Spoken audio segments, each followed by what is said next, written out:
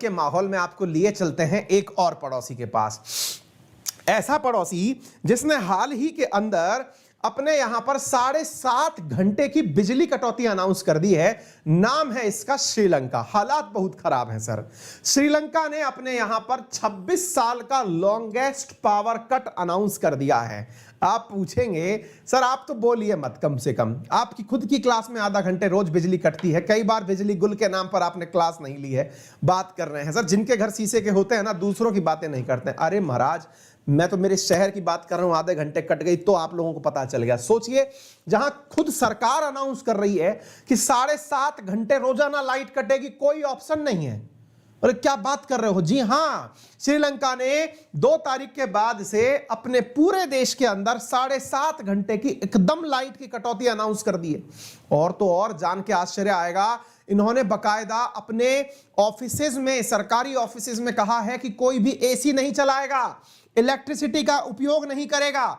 जो यहां की बसें हैं वो पूरा ट्रांसपोर्ट सिस्टम ठप मार गया है। आप पूछेंगे 1 मिनट, क्या सर श्रीलंका में बिजली से चलती है क्या बसें? हमने कहा नहीं भाई, मुद्दा कुछ और है, पहले बस सुन लो कि हो क्या क्या रहा है श्रीलंका में। वो बात दूसरी है कि आपको पड़ोसी का दुख देख करके खुशी बहुत होती है, फिर भी सुन लो। वही वाली बात है, चौबे जी बनने निकले थे, दुबे जी बन के आए हैं। अब सुनिएगा ध्यान से हुआ क्या है इनके साथ में। साथ में साथियों श्रीलंका के अंदर रहा सहा काम जो है वो सूखे ने पूरा कर दिया। ड्रॉट इतना पड़ रहा है कि हाइड्रो इलेक्ट्रिक पावर जनरेट नहीं हो पा रही है। मुसीबतें जो हैं वो यहां पर जाने का नाम नहीं ले रही हैं। तो आइए अब आपको हम यहां पर पूरी तरह से समझाने की प्रयास करते हैं कि हो क्या रहा है श्रीलंका के साथ में, क्यों इसने ऐसे हालात किए हैं। देखो भाई, अक्सर ऐसे देश जो दूसरे के सहयोग से पलते बढ़ते हैं वो दूसरे के परेशान होते ही खुद परेशान हो जाते हैं। देखो इसने अपने घर में बिठाया एक बहुत करीबी मित्र जिसका नाम था चाइना। बहुत प्यार से आया, इसके नीचे से इसका हम्बन टोटा लेके चला गया। अरे मतलब इसके दक्षिण में जो पोर्ट है इसका नाम है हम्बन टोटा, उसको 99 साल के लिए अपने पास लेकर चला गया। इससे घबरा गया थोड़ा श्रीलंका के अंदर, समझ में आया कि यार ये तो आदमी थोड़ा खतरनाक है। इसने कहा कि दुनिया के और देशों के साथ में थोड़ा सा व्यवहार बनाया जाए। राजपक्षे सरकार आई वर्ष 2019 में। राजपक्षे सरकार जब 2019 में आई तो दुनिया के सामने उन्होंने अपने आप को बहुत तगड़ा, मतलब एक तरह से समझिए कि बस इंडिया की तरह जैसे 1991 के अंदर हम लोग एलपीजी रिफॉर्म लाए थे, ऐसे ही राजपक्षे सरकार आई और आकर के एकदम अनाउंस करी कि जाओ मस्त रहो, आप लोगों के वैल्यू एडेड टैक्स जो है यानी कि जो वैट हैं वो घटा करके चलिए एकदम आधे कर देते हैं। भाई साहब श्रीलंका के अंदर जो टैक्सेस हैं वो घटा करके आधे कर दिए गए। भाई साहब राजपक्षे सरकार की एकदम शाबाशी होना शुरू हो गई कि वाह सर मजा कर दिया आपने, एकदम टैक्स घटा दिए, लोग खुश हो गए।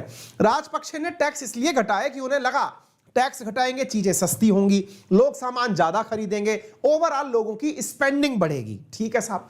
2019 के इसी कार्यक्रम के तुरंत बाद उनका पड़ोसी, उनका प्यारा, जो उनका नीचे से हम्बन टोटा ले गया, वही पड़ोसी चाइना, हालांकि पड़ोसी तो नहीं था लेकिन एकदम सगा समझिए उसे आप।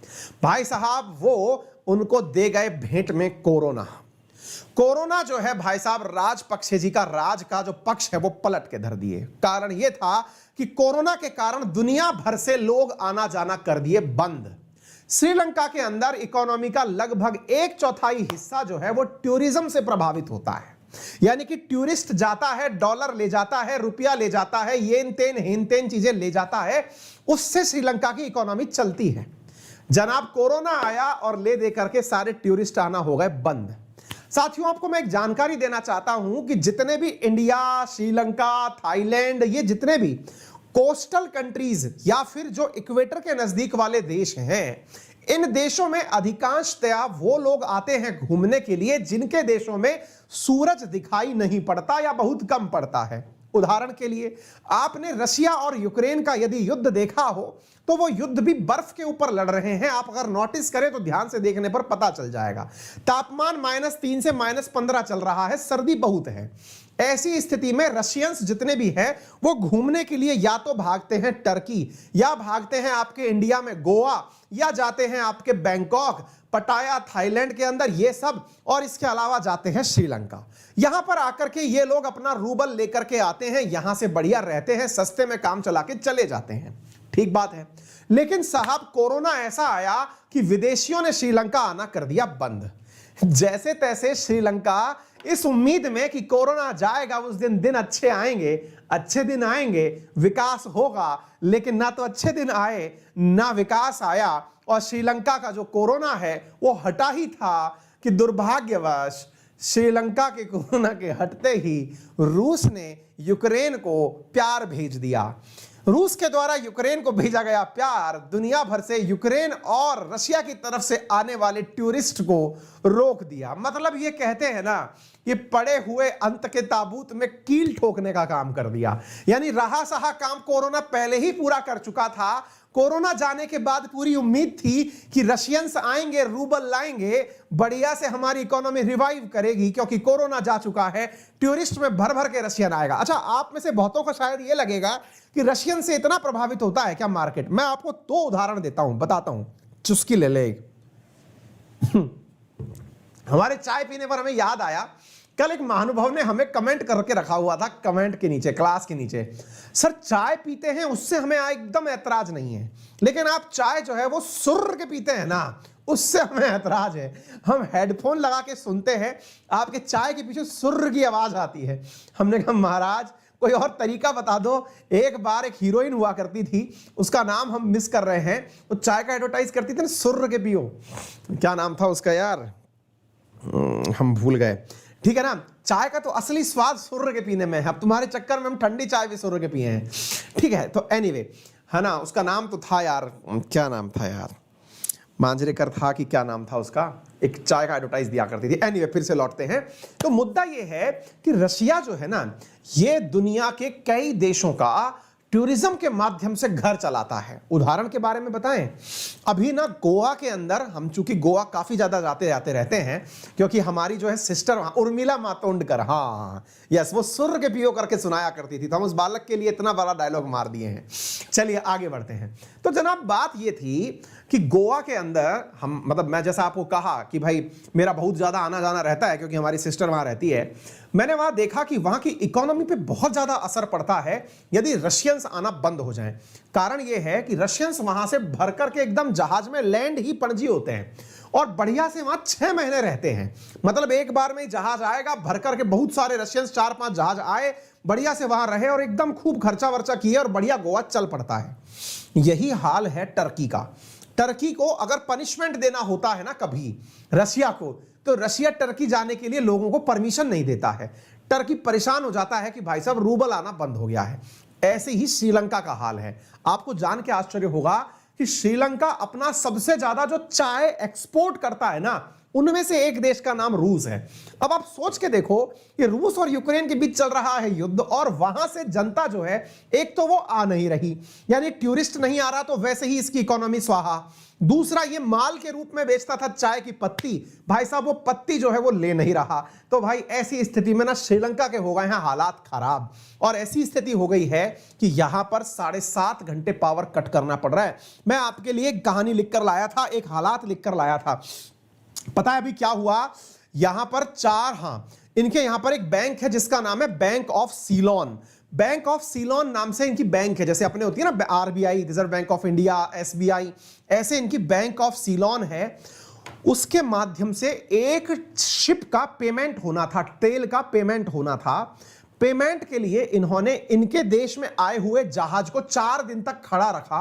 बैंक से कहा कि कहीं से भी पैसा जुगाड़ करके लाओ, हमें जहाज वाले को पैसा देना है ताकि तेल उतार सके। अच्छा, आपको मैं कुछ फिगर बताता हूं, उससे आपके दिमाग में एक आइडिया आ जाएगा।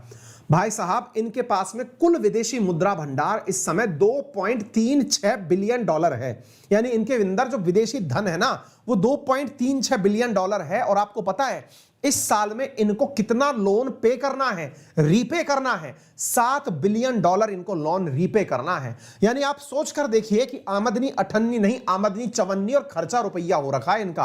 हालत इतनी बुरी बिगड़ी हुई है। मतलब सोचिए कि अभी तक $2.5 बिलियन अकाउंट में है और 6-7 बिलियन इनको पे करना है। मैं आपको कुछ फैक्ट्स बताता हूं। कंज्यूमर प्राइस इंडेक्स इनका लास्ट ईयर के मुकाबले इस बार 15.1% इंक्रीज हो चुका है। जिसको ये चाय बेचा करते थे वो आजकल के युद्ध में लगा हुआ है। जिसके यहां से ट्रांजिट मतलब टूरिस्ट आया करता था, वो टूरिस्ट नहीं आ रहा है। श्रीलंका के हालात एकदम खराब हो रखे हैं और इसके हालात की खराबी के चलते हुए ये भारत, चाइना इन सब से सहायता मांग रहा है।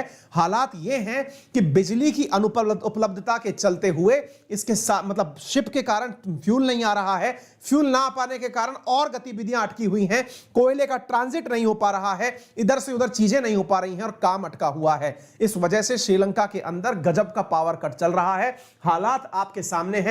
ये ऑटो वाले भैया जो हैं आपको एज ए सवारी के रूप में इंतजार कर रहे हैं। भाई साहब, जितने भी विद्यार्थी सुन रहे हैं, सेशन के अंदर लाइक शेयर करने का ऑप्शन वो शायद भूल गए हैं। वीडियो को लाइक कर दो यार, इतने लोग सुन रहे हो, कम से कम श्रीलंका के हालात पर ही कर दो। कम से कम वो ये तो समझ पाएंगे कि अंकित अवस्थी ने इतना बड़ा मुद्दा उठाया था, हमारे हालात उठाए थे, और आप लोग थोड़ा पैसा वैसा निकालो, श्रीलंका घुमाओ, गोवा से नीचे निकल लेना, थोड़ा रामेश्वरम जाना, वहां से एकदम बोट में बैठना, मछुआरों के साथ मच्छी मारते हुए पहुंच जाना, घुमाओ थोड़ा श्रीलंका और थोड़ा रुपया धेली खर्च कराओ वहां जाकर के, ठीक है। तो गवर्नमेंट जो है ना वहां पर बहुत बुरी तरह से, क्योंकि फ्यूल नहीं मिल रहा है, ऐसी स्थिति में कहा गया है कि जो फ्यूल है वो केवल और केवल जो है वो गवर्नमेंट व्हीकल के लिए ही यूज होगा। प्राइवेट व्हीकल के अंदर तो फ्यूल भी उपलब्ध होना बंद हो गया है। 1996 के बाद जाकर के ऐसे हालात आए हैं। आप सोच सकते हो कि क्या हालात हैं। फॉरेक्स इनका एकदम स्वाहा हो चुका है, आइलैंड की हालत खराब हो चुकी है, राजपक्षे सरकार की नीतियां जो हैं वो फ्लॉप मार रही हैं। उम्मीद है कि आप लोगों को समझ में आ जाए। हमें यह समझ नहीं आ रहा कि हमारी टेक्निकल टीम ने बकायदा कंटेंट बनाते समय पावर कट का टाइम तक लिखा है, जैसे कि आप में से कोई मेरी क्लास श्रीलंका से ले रहा हो। देखो जरा भाई साहब, हद मचा दी है इन लोगों ने। यहां पे आप देख सकते हैं प्राइवेट बस ऑपरेटर्स एसोसिएशन का कहना है कि जनाब मतलब हमारे यहां पर फ्यूल की इतनी दिक्कत हो गई है कि हमारा ट्रांसपोर्ट सिस्टम कोलैप्स कर जाएगा। हाइड्रो इलेक्ट्रिक डैम चल नहीं पा रहे हैं क्योंकि बिजली की शॉर्टेज हो रखी है। रेगुलेटरी बॉडीज का कहना है कि सीलोन इलेक्ट्रिसिटी बोर्ड से कहा गया है कि महाराज बिजली दे दो, लेकिन वो बिजली नहीं दे पा रहे हैं। श्रीलंका के अंदर हालात बहुत ज्यादा खराब हैं क्योंकि इनके यहां पर विदेशी मुद्रा के हाल बिगड़ चुके हैं। अब आप पूछना चाहेंगे सर बेचारे की हालात तो बहुत खराब हो गए, अब थोड़ा बता भी दो कि कोई इसकी मदद कर रहा है कि नहीं कर रहा है। विशेष रूप से इंडिया के बारे में बता दो क्योंकि इंडिया भी दानदाता के रूप में काम करता है। हमें देखो इंडिया दे तो जमता है क्योंकि इंडिया के पास है देते समय। मजाक तो तब हो जाती है जब पाकिस्तान कह देता है चिंता ना करो हम हैं, हम 2 रोटी मांग के लाएंगे, आधी तुमको खिलाएंगे।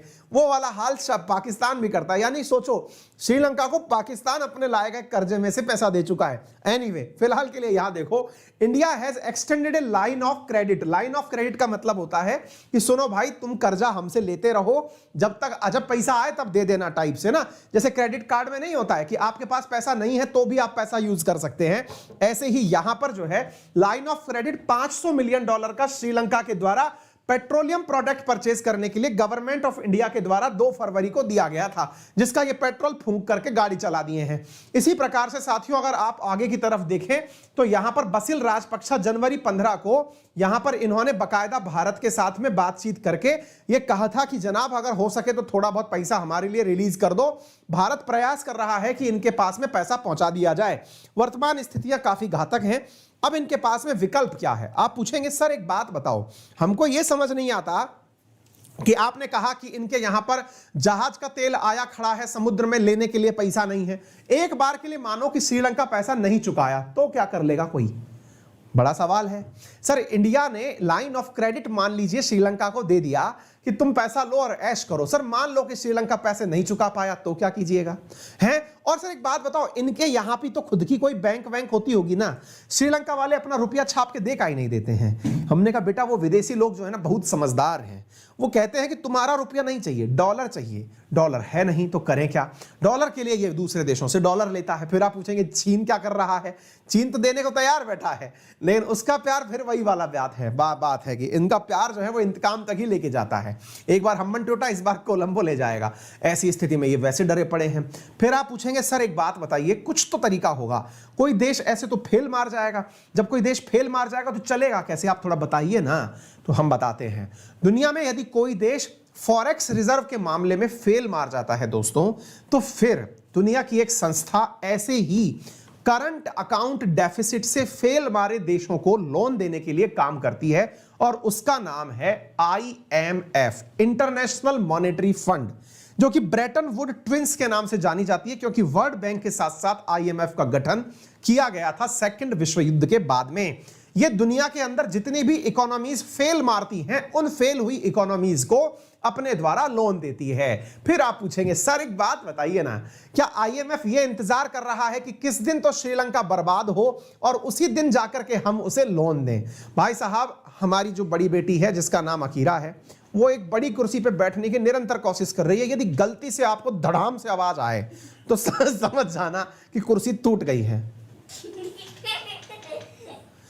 ठीक है, तो भाई साहब आगे की बात सुनिए। तो अब सवाल यह बनता है कि भाई अब इस स्थिति में कि यदि आईएमएफ लोन देता है तो सर एक बात बताइए कि आईएमएफ के लोन की स्थिति में करें क्या? कोई देश आईएमएफ का लोन पहले ही क्यों नहीं ले लेता है? इतना ज्यादा इंतजार किस बात का होता है कि एक बार के लिए तू बर्बाद हो जा तब जाकर के तेरे को लोन देंगे? ऐसा होता है क्या? चलिए मैं आपको थोड़ी जानकारी देता हूं। आईएमएफ का लोन मिलने से पहले एक बहुत बड़ा बवाल यह है कि आईएमएफ लोन देने से पहले सामने वाले से बहुत सारी कंडीशंस पर हस्ताक्षर करवाता है। वो लिखवाता है कि अब यहां से आगे तुम्हें मेरे अकॉर्डिंग काम करना होगा। मेरे अकॉर्डिंग काम करना होगा, इसका मतलब यह है कि इनको अपने अकॉर्डिंग ही चलना होगा, ऐसा आईएमएफ कहलवाता है। बोले आईएमएफ अपने अकॉर्डिंग कहलवाता है, इसका मतलब क्या है कि देश की बहुत सारी राजनीतिक परिस्थितियों को आईएमएफ खुद से डिसाइड करता है कि किस प्रकार से चलाना है। जैसे मान लीजिए कि उन्हें लोकतांत्रिक व्यवस्थाओं की पूर्ति के लिए किस प्रकार से काम करना है, यह आईएमएफ डिसाइड करवाता है।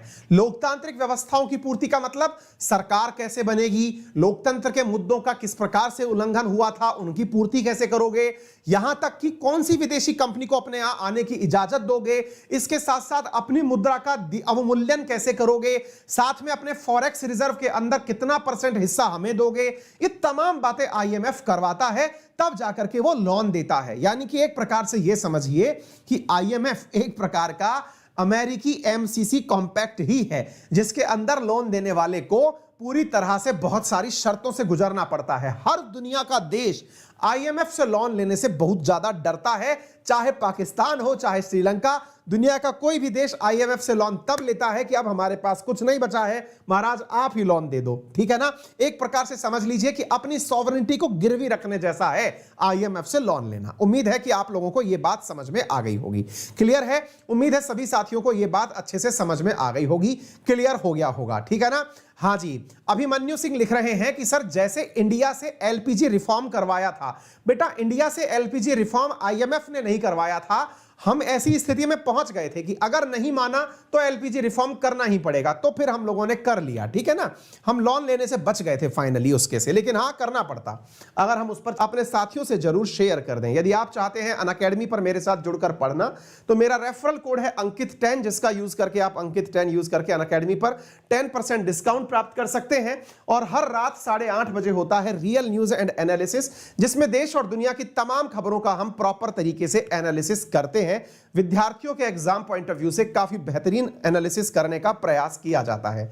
यदि आप चाहते हैं अनअकैडमी के साथ जुड़कर पढ़ना तो हमारे द्वारा एक चैंपियनशिप प्रोग्राम के रूप में एक कार्यक्रम चलाया जा रहा है, अनअकैडमी सिविल सर्विसेज चैंपियनशिप। इसके अंदर prelims based national scholarship test जो है वो अनअकैडमी के द्वारा 27 मार्च को करवाया जाएगा। इसके अंदर आप अपने आप को एनरोल कर सकते हैं।